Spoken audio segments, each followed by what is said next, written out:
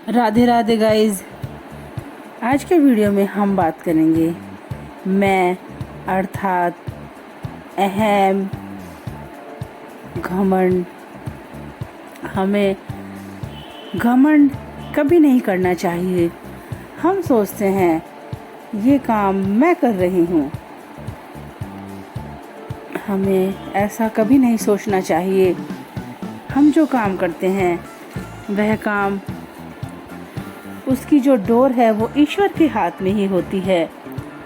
ईश्वर जो काम जैसे होना है वैसे ही हमसे कराता है। हम तो एक निमित्त मात्र बनते हैं। इसलिए हमें कभी ये नहीं सोचना चाहिए कि यह काम मैं कर रहा हूँ और इस काम को सिर्फ मैं ही कर सकता हूँ और कोई इस काम को कर ही नहीं सकता। यह घमंड है। अगर हम यह सोचते हैं कि यह काम मैं कर सकता हूँ तो यह हमारा खुद के ऊपर दृढ़ विश्वास होता है।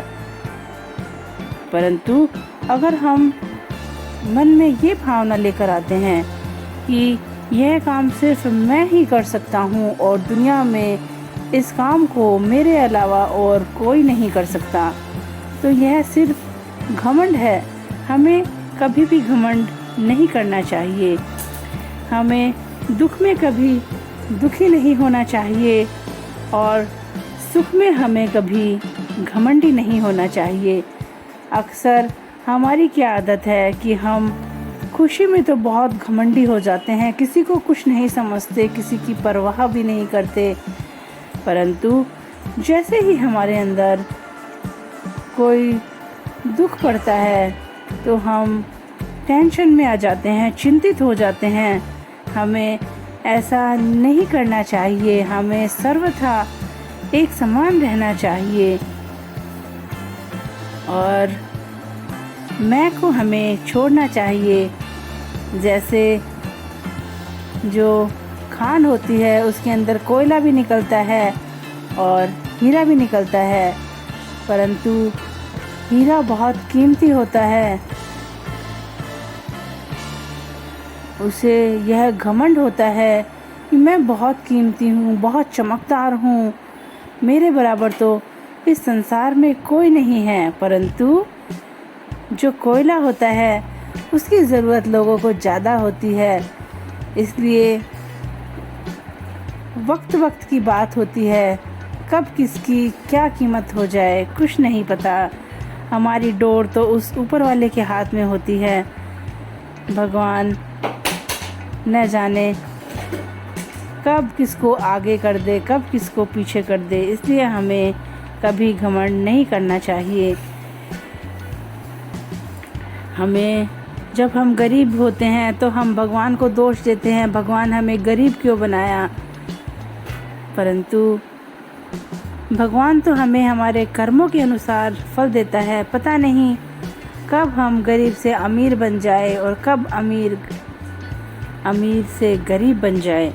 हमें पैसे और सूरत का कभी घमंड नहीं करना चाहिए।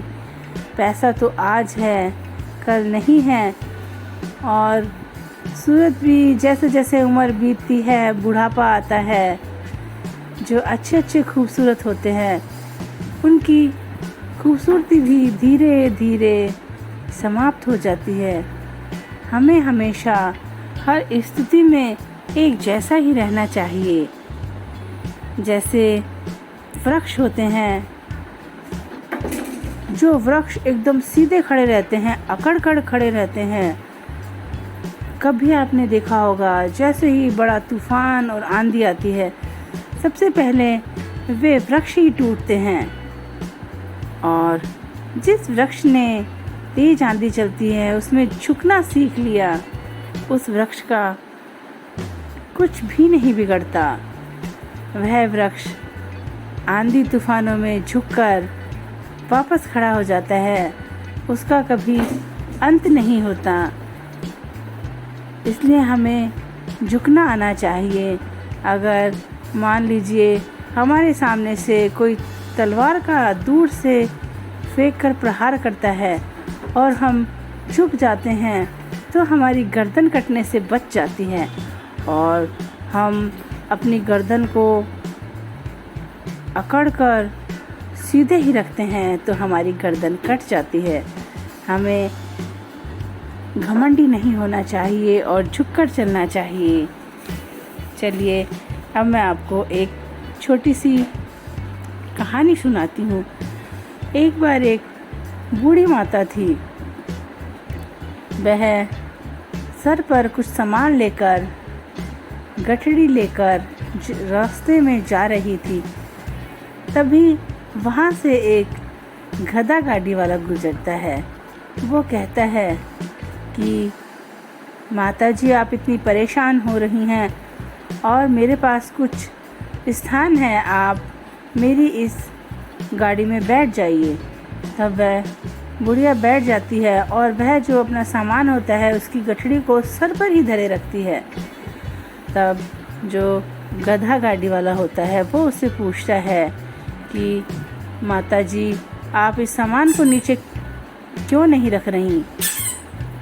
तब वो जो दादी जी होती हैं वो बोलती हैं कि बेटा, तुम्हारे पास पहले ही इतना सामान है, तुम्हारी गाड़ी में पहले ही इतना वज़न है और ऊपर से तुमने मुझे भी बिठा लिया, इसलिए मैं अपने सर पर ये गठड़ी रखूँगी तो तुम्हारा कुछ वज़न कम ही होगा।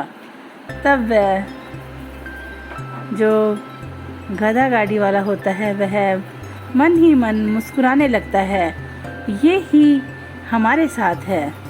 हम भी ये सोचते हैं कि जो कुछ कर रहे हैं वो हम कर रहे हैं, हमने ही सब कुछ संभाला हुआ है, हमारे बिना तो कुछ होगा ही नहीं। पता नहीं अपने ऊपर हम कितने कितने जिम्मेदारियों की गठड़ी को लादे रखते हैं, और हम ये नहीं सोचते कि अगर हम इन चिंता, तनाव और जो परेशानियां हैं इनको अपने सर पर बोझ बनाकर नहीं लादेंगे तब भी भगवान तो सभी समस्याओं का समाधान करते हैं और इस संसार को भली भांति चलाते हैं। इसलिए हमें हमारे सर पर फालतू की चिंताएं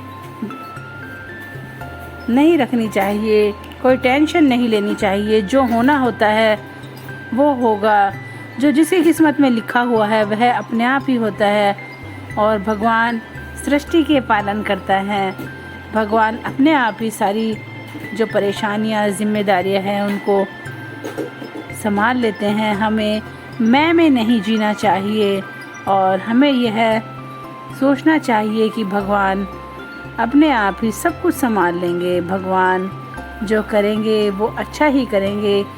भगवान अपने कर्मों के अनुसार सबको फल देते हैं, हमारे करने से कुछ नहीं होता। Thanks for watching. इसी तरह के वीडियो के लिए मेरे चैनल को लाइक, शेयर और सब्सक्राइब करें।